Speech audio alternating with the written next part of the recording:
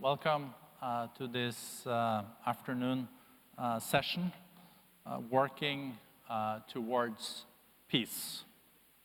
We have a very high-level panel, very distinguished panel, and I'm very pleased with the participation. We have, to my left here, we have President Museveni of Uganda. We have then Sahlework Zewde, President of Ethiopia. Welcome. We have Smail Chergui, Commissioner for Peace and Security, African Union Commission. Then we have Susanna Moorehead, Chair, OECD DAC. And we have Sipho Pityana, Chairman of AngloGold Ashanti. So, thank you very much. Thank you. Welcome. Working towards peace. If we look at development in general, we know that where there is armed conflicts, where there are wars, there is no development. Quite the contrary. Fragile states can turn into failed states. In countries where we see peace and reconciliation, that's also the basis for reaching the Sustainable Development Goals. So a lot is at stake to create the right circumstances for peace and reconciliation. And in the panel, we have a lot of experience related to this. Of course, it's easy to make a gloom and doom perspective, but for Africa, I think it's also very important to underline that there are a lot of silver linings and a lot of positive developments. Look just the last 2 years.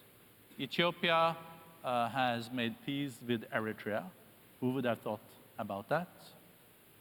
Then Djibouti and Somalia followed. Lately, we have seen President Museveni with President Kagame in Angola, and they also agreed on how to deal with the challenges between the two countries. There is a peace agreement in Mozambique. Lately, we saw very positive developments in Sudan, in Khartoum, the same in Central African Republic. We can make the list longer. Still, there are hotbeds like Chad, Cameroon. We also still have challenges, we know, in DRC, even if there are some positive developments. But we know that a lot is at stake to create the right circumstances for peace and also to create real peace dividend. If there is a peace agreement, people have to see that something positive is coming out. I would like to start with the commissioner. He is really in charge of the whole peace and reconciliation work in Africa. And Commissioner, African Union has a 2063 agenda when African Union will celebrate 100 years. And one of the agenda points is silence the guns by 2020. That is a great aspiration. Will we get there, and how to get there, and how to enhance the work to make Africa even more peaceful? Thank you very much. Let me first thank you for the invitation and also see how much I am honored to be in this panel with two of our leaders of the continent. And to your question, let me, if you allow me first to indicate that, yes, we have this blueprint, which is 2063 agenda, which deals with all issues of peace, stability, development in the continent.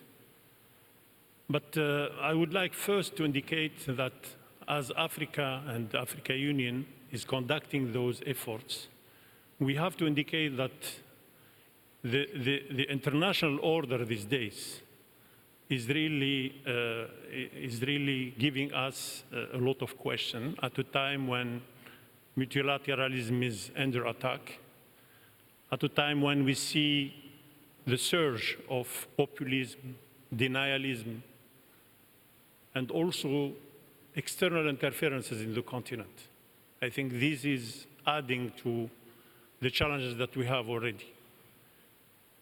So I think the silencing the guns by 2020 was met or was designed first by our leaders to really ask each and every citizen in the continent to look every morning in the mirror and say, what did I do to silence the gun? What is my contribution? It's not only the responsibility of the government or the political parties or the civil society. I think this is a joint endeavor. And I think, quite honestly, we have done a lot. You just mentioned some of the achievements. I think some years ago we had 13 conflicts in the continent. And then through different programs that we had, either direct deployment like the one we have in Somalia, AMISOM, or the joint deployment with UN in Darfur, or the other deployment that we did and then we rehalted to the UN, be it in Central Africa, in Mali. So I think Africa Union has been always in the forefront, addressing these issues directly. And I think we have got a lot of good results. You mentioned a lot of them.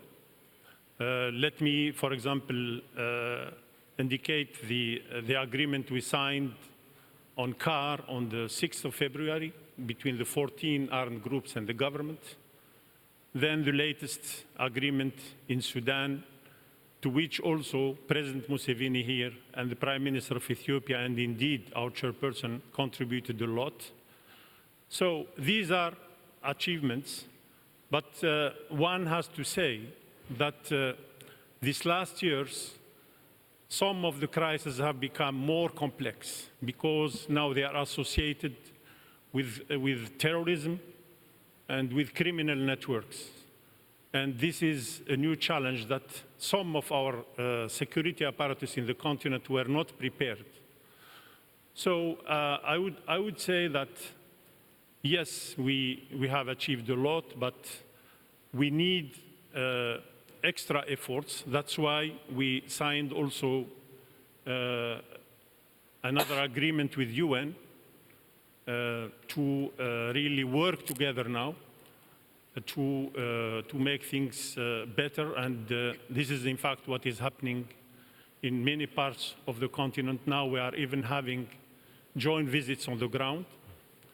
So the Africa Union invested not only in addressing issues of peace, radicalization, but also we are of the view that the response to our problems in terms of stabilization and peace and security should be comprehensive. It's not only, yes, the response, the security and the military response is needed, but it's not enough. We need to invest in development. We need to give hope. We need to make sure that also the issues of political governance is in total play. So it's a combination between the agenda for governance and the agenda for peace and security.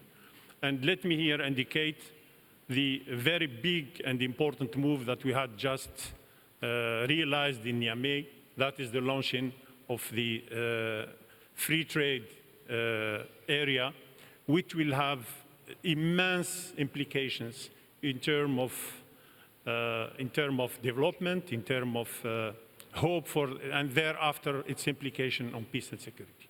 Thank you, Commissioner. A short follow-up question before we turn to the two excellencies, the two presidents. You were mentioning that terrorism and violent extremism is complicating the picture.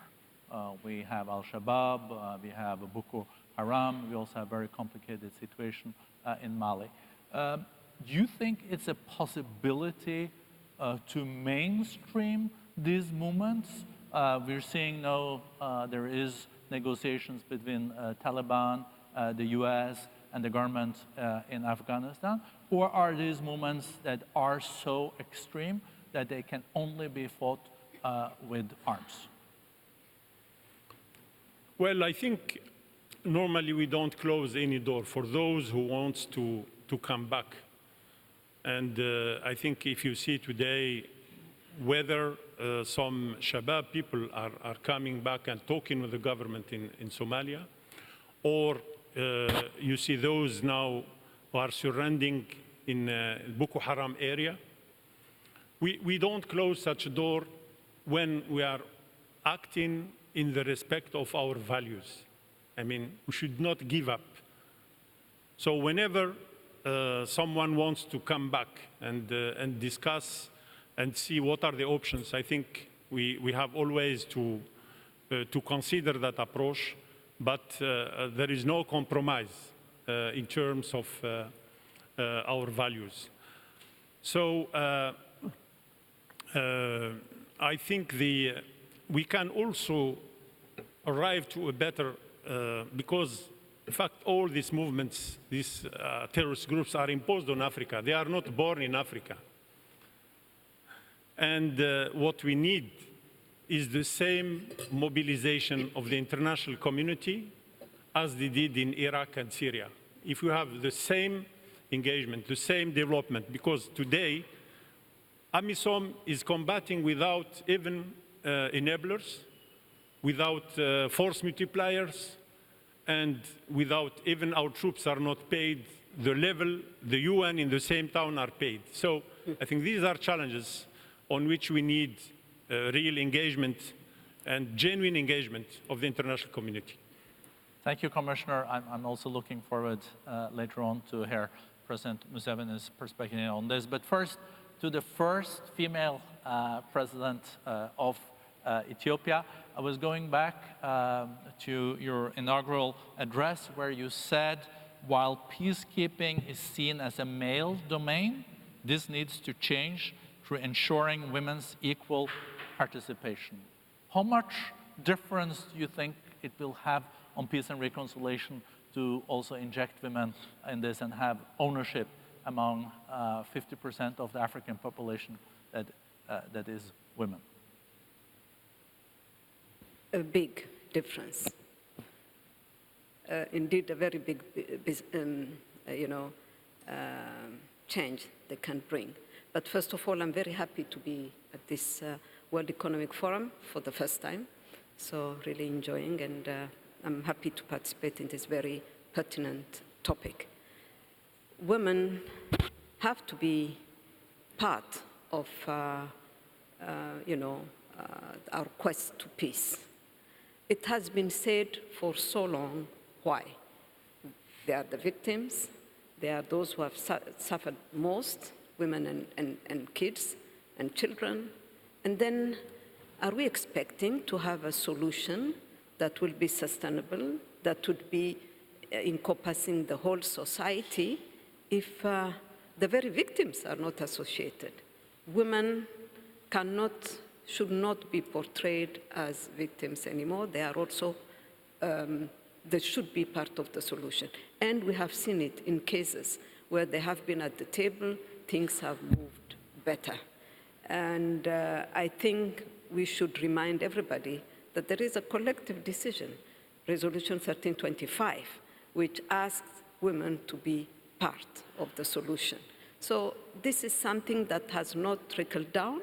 We have to really possess it. We have to really make it happen at any level. I truly believe, and I will go even further, please let's have more women and test it, because I think it will work to have women leaders, to have women at those tables. And most of the time, some of the quest for peace, the image, the figurehead that we see are women. But when we go to sharing power, they totally disappear. So we have to be very careful of that. And I think in this time and age where we are now, we have to be serious on this issue. So I said it out of conviction that this can make a difference. Thank you, Madam President. Just a follow-up question related to Ethiopia and Eritrea. Last year, this historic breakthrough and peace agreement was made. And no one really had expected this. It has been a conflict going on for decades. How could this change almost overnight? Is it an illustration that sometimes a change in leadership can also make to this kind of changes in policy? Or was it already so ripe that it was a low-hanging fruit? And is it sustainable? Is it a real difference now? Because I also lately seen that there's been some, the border has been closed again, but if you can share a short perspective on this. Yes, thank you. I mean, any normalization or, peace agreements and so on is based on the national interest, obviously. So for Ethiopia, the first thing to do was to really normalize and bring this no war, no peace situation to a normal situation where we can handle between two neighboring countries. So that was the thing. But to answer to the question, yes, it requires a different way at looking at things, a different length on how you see things. So that was happened in Ethiopia. The change in Ethiopia has triggered this normalization with Eritrea. It's a normalization, it's a relationship between two neighboring countries, like with any other, with ups and downs. We are trying to really institutionalize this relationship as we do with other neighbors. So we might have some problems, but I think this is going to be solved through times. But the one thing which is very important that we have to take away from this normalization between our two countries is that now, in this time and age, when we have this Agenda 2063, the Commissioner has been very eloquent on that, we cannot have neighboring countries harboring armed groups or opposition parties or opposition movements. We have to allow to open the political space in our own countries so that they come and exercise their rights wherever they are. So I think that would change the realities that we have seen on the continent, but which is really decreasing, to my view, under your control. But this is what should be done. Thank you. And I'll turn to President Museveni. You have vast experience as a leader, and also you have seen a lot of conflicts coming and going. You also have taken a lot of responsibility and paying quite a high price also in Uganda as the country in Africa that has received most refugees. 1.4 million people, refugees, are now based in Uganda according to UNHCR.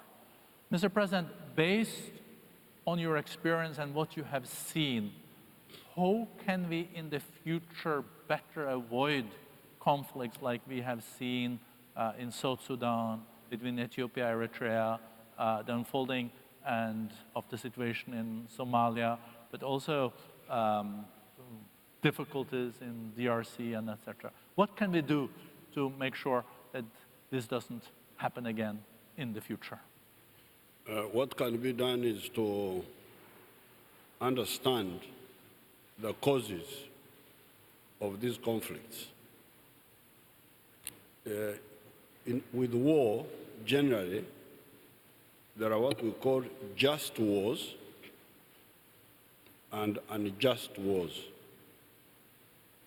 Between 1952 and 1994, you could characterize some of the wars in Africa as just wars, because at that time, Africans were fighting for independence, and in some cases they were fighting for democracy. In 1952, were the Mau Mau in Kenya against British colonialism. Then you had the wars in Southern Africa against the Portuguese colonialists, against Ian Smith, here in South Africa against the minority regime. So those were just wars. There was no way anybody could do anything about them because the Africans were dealing with situations which were not solvable by peaceful methods. So those were just wars. But the wars which we are dealing with now are really unjust wars. They are wars which have no good reason. And they are caused by an ideological problem. The ideological problem of emphasizing identity at the expense of interests. Identity, either tribe or clan, like in Somalia, or religion, like in some of the places. So that's an ideological mistake, to emphasize a pseudo ideology. Because when you say, I am Christian, I am Muslim, so we fight because of that. Or like in the Middle East, Shia, Sunni, or like in some of the areas, tribes or race. These are false polarizations. They are polarizations based on wrong reasons. Because what does a modern person want? A modern person needs prosperity. You need to answer the question, where does prosperity come from? Does it come from belonging to the same religion? Does it come from belonging to the same tribe? Or does it come from selling my good or my service and I get income and I look after my family? So if you say that prosperity comes from production and exchange of goods and services, then who can buy my products? Most of the time you'll find that the one who can buy your products is actually not a member of your tribe.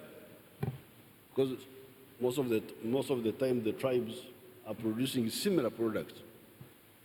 So the one who can buy my product most likely is somebody from the other group, different from mine. So when you emphasize identity at the expense of interests, you are an enemy of society, you are an enemy of progress, you are a misfit, you are an enemy of progress. So when you talk about these wars, I don't normally, people here talking about the ideological part. They just talk about war, as if they must be condemned because they are ideologically bankrupt.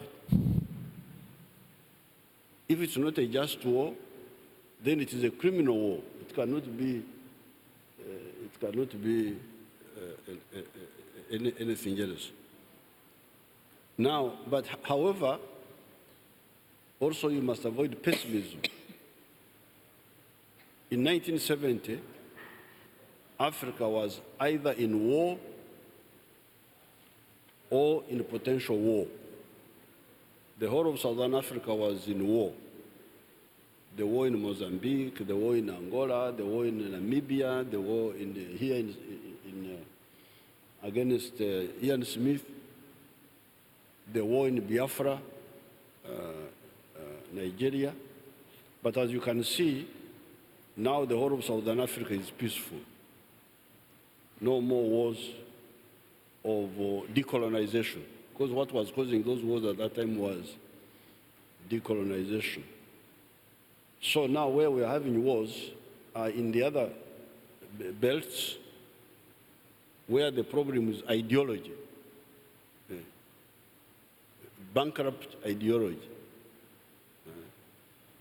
Now, finally, on the issue of, you asked the question about the Taliban and all that. These groups must be engaged ideologically, not just unprincipled negotiations because you have not, you have fought, you have failed to defeat them. Why did you start the war in the first place? What were you fighting for? It must be ideologically sorted out. What are the interests of society? The positive interests. And what do you represent? So that we do a serious ideological audit and we're able to have principled peace, not just patching up because you have failed to impose your will. Why did the war start in the first place? What were you fighting for? I thank you. Thank you, Mr. President, and thank you for also underlining this, the bankruptcy related to these ideologies. So one strategy when it comes to more ideological warfare, but you also mentioned tribal warfare, where the different tribes don't see that really they're in the same boat. So it is also ideological. Yeah. They are both ideological, religion or identity. It's very complex. But look, for example, at your neighboring country that you know really well, South Sudan. They got their secession from Sudan. So now it's mainly a Christian country, different tribes, the size of France. But there is no tribal warfare going on there. Are you extremely disappointed that these groups were not able to work better together with each other? And did you expect this when we were all celebrating the sovereignty of this newest country in Africa in 2011? And where did we fail in making South Sudan into a success when it has ended in a different category? It's not just South Sudan. Uganda was like that. Uganda had a lot of problems because of some groups emphasizing identity. We had a problem of Catholics versus Protestants. We had a problem of Christians versus Muslims. We had a problem of the tribes. It was not until we came in the 1960s with the student movement, which rejected this polarization. And we said, no, what are the interests of all these people? They want this, they want this, they want this. So we were able to show them that they have got a common interest. And that's how we were able to gain the upper hand in terms of thinking, to have a majority of the people looking at how will I get a job, where will I sell my products, to look at interests rather than identity. So Uganda was like that. It's not just South Sudan. What was the problem in Nigeria, Biafra? That was the problem. Even now, when you talk of Boko Haram, what is the problem? In Congo, the Katanga, the secession, and all that. So even Sudan, the problem was identity. First of all, race. People who say they are Arabs, and others Africans. Then Muslim, Christian. now tribes, because identity goes on descending. You go from race, you go to religion, you go to tribe, you go to clan. If you say identity, there is no end. In the end, you end up with families. So that's why we must challenge the defective ideology of emphasizing identity. That must be challenged and banished, because that's where the problem is coming from. It's not just South Sudan, it is in many places. If you don't challenge it, it will be a problem. Thank you.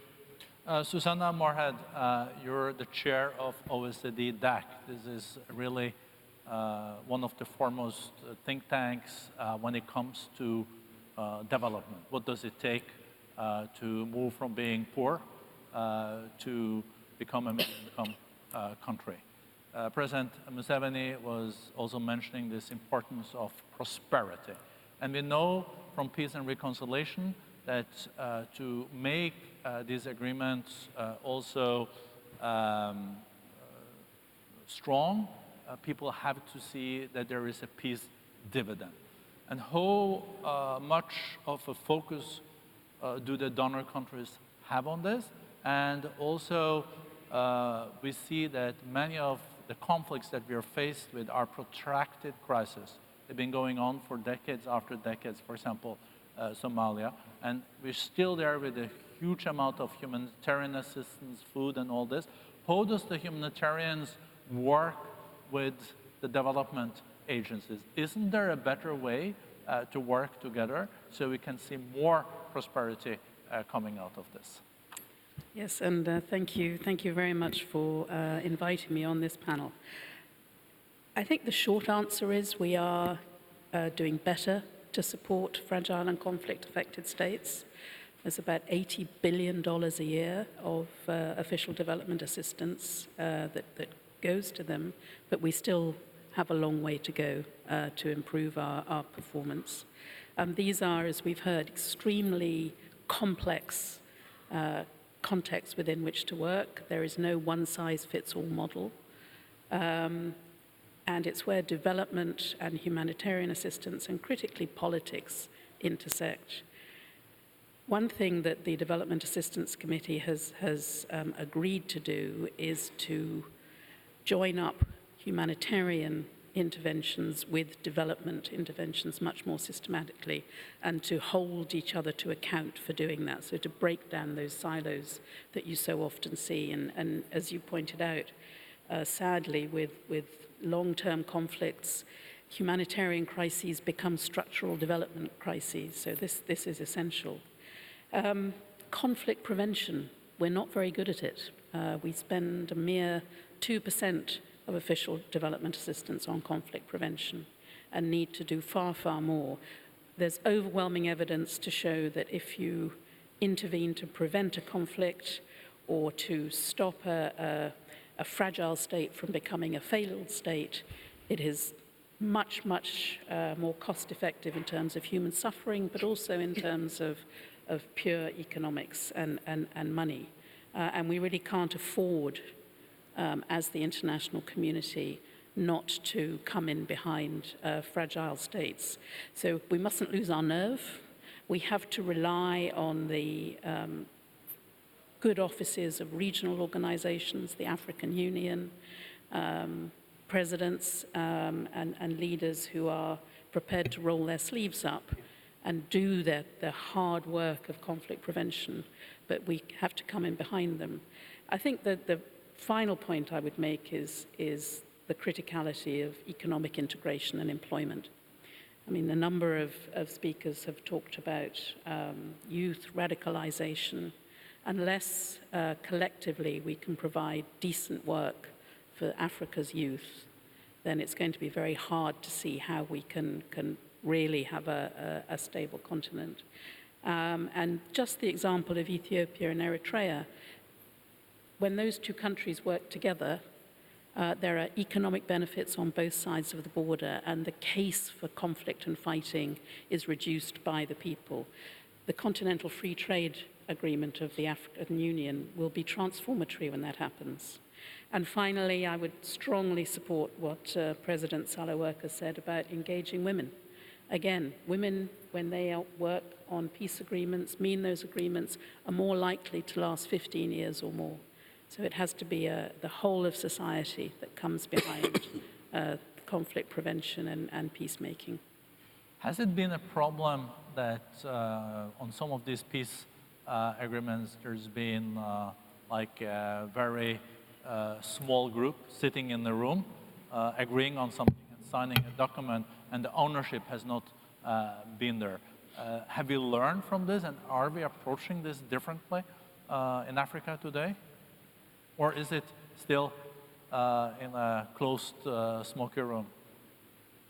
I think we are learning from it. I mean, I think I would defer to African political leaders on that one. What we as donors have to do is to come in behind those multi-stakeholder agreements and put the resources in to help build the peace and to finance building the peace. Thank you. Now we turn to Sipho Pityana. He's the chairman of AngloGold Ashanti. I looked at your annual report. It's a very good and interesting report, and there you say that number one risk now is political and country risk profile in core production areas of your company. So I'm also wondering if you could share some of these perspectives, but also with your vast background also from government and foreign relations, where do you see the business sector can play a positive role in pushing and supporting peace and reconciliation processes? Well, first of all, I'd like to acknowledge our leaders, the two presidents here. It's good to be part of this exchange, and my fellow panelists.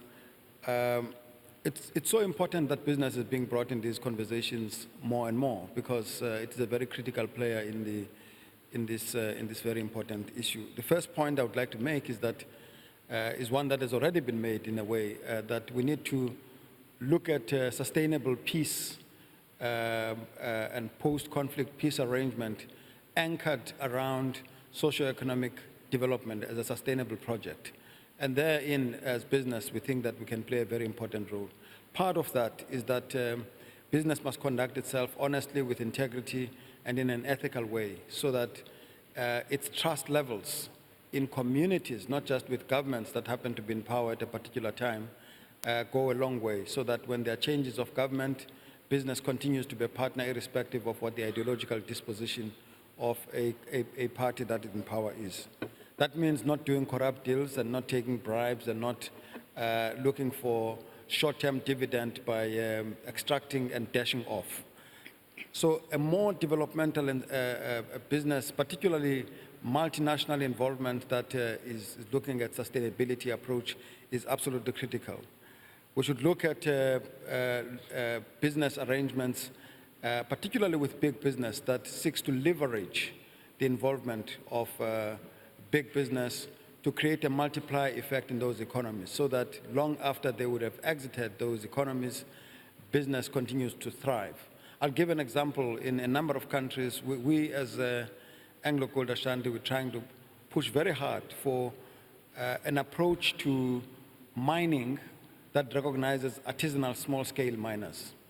Big multinational mining companies enter these territories and extract mines, finding smaller players in place, and when they leave them there. So we must have an empowering relationship that enables them to continue mining sustainably, safely, taking care of the environment, and also giving due regard to decent work and labor standards.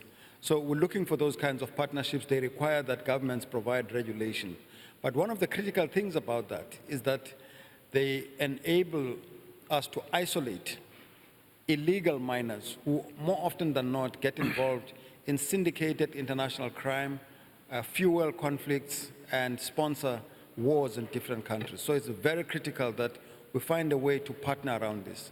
The second one is that in DRC, we are involved with our partners in Barrick, where we have invested in infrastructure like electricity generation. We only use 10% of that electricity, but in fact, 90% of it has powered the surrounds and has created opportunities for sustainable small and medium enterprises. So our approach is that entrepreneurship creates opportunities for inclusive involvement and sustainable growth. And secondly, it creates jobs and prospects for decent jobs, to have combatants that are being demobilized from wars to get involved in sustainably active economic activity, and also employment of those and young people.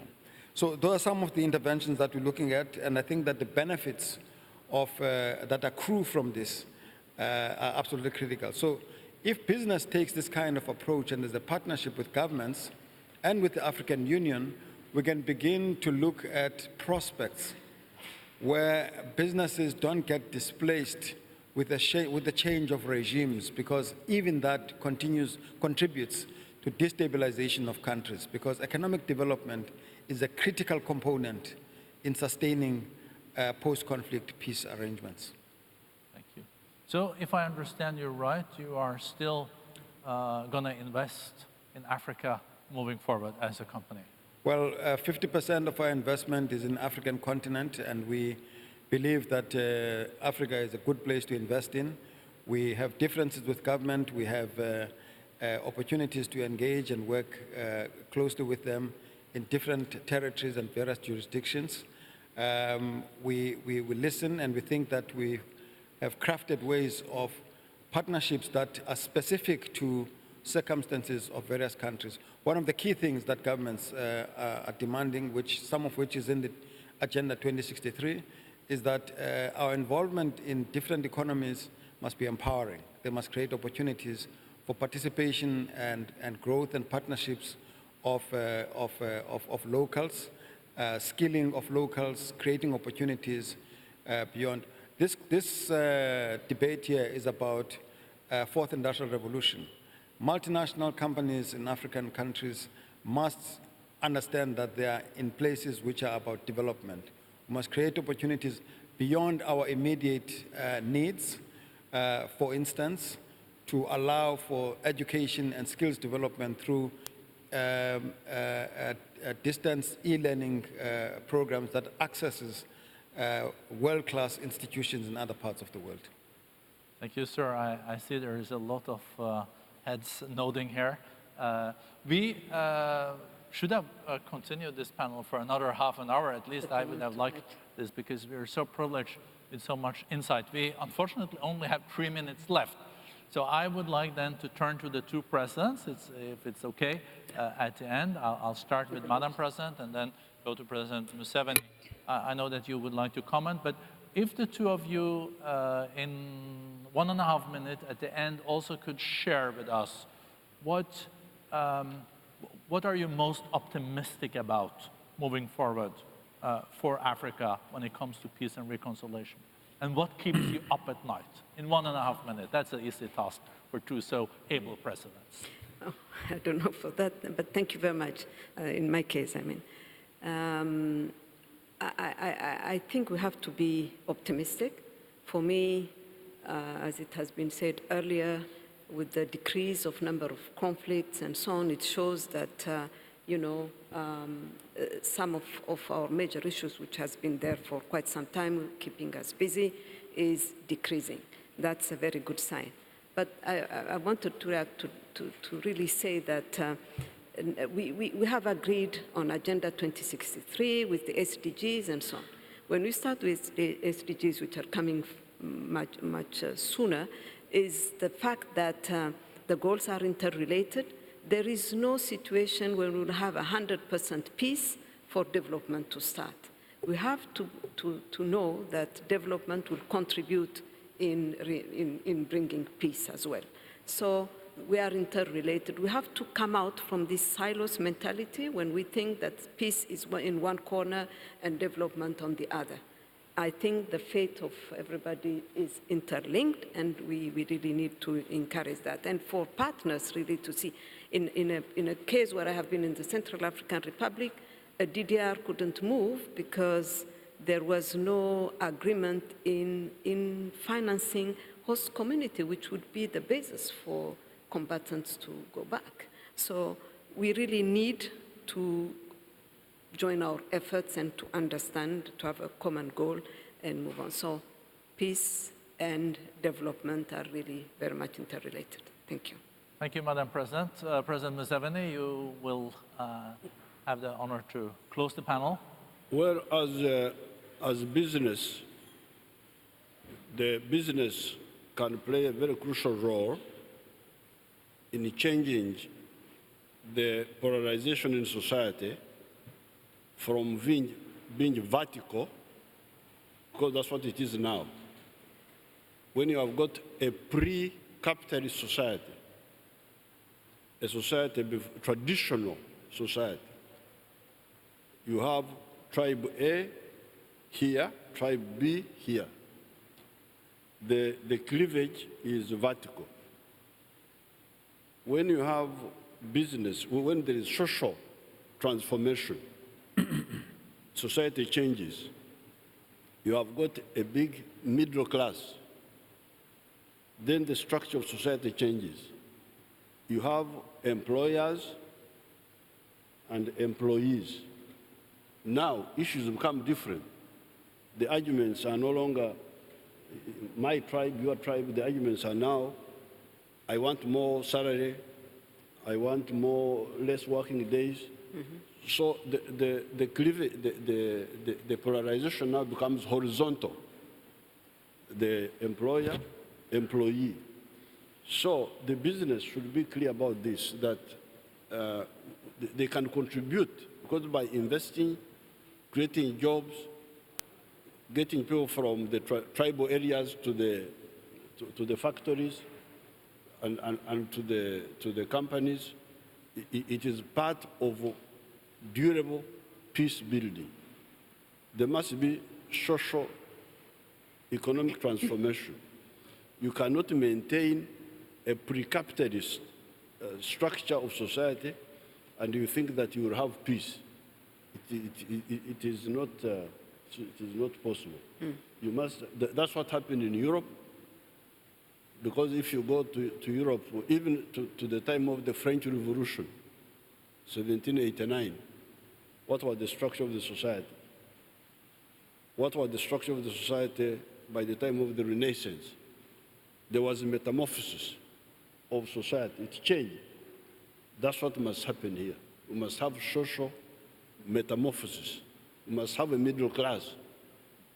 The middle class is more cosmopolitan than the tribes. The tribes are parochial. You're just looking at your area, because you don't have interests beyond your village. You're looking after goats. Goats only need one hill. But if I'm producing motorcycles, then I need the whole of East Africa to sell my motorcycles.